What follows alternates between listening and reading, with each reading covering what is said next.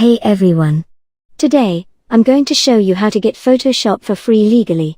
So, let's get started. So, the first thing you'll need to do is head over to your Chrome browser. Once you are in, now, type Chromebook Rewards in the search bar. Once you type it, then click Enter, and then multiple results will appear. Now click on the first link. Now, a new format will appear. You'll see a list of perks that come with Chromebook, and guess what's there? Adobe Photoshop. That's right, you can get 3 months of Photoshop for absolutely free. Now, here's how you do it. Simply click on the perk, hit Get Perk, then Continue, and allow the process to check if your Chromebook is up to date enough.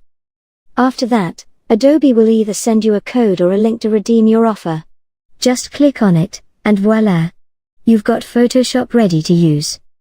And there you have it. Folks. That's how you can legally get Photoshop for free on your Chromebook in 2024. If you found this video helpful, give it a thumbs up and subscribe to our channel for more tech tips and tricks. Thanks for watching.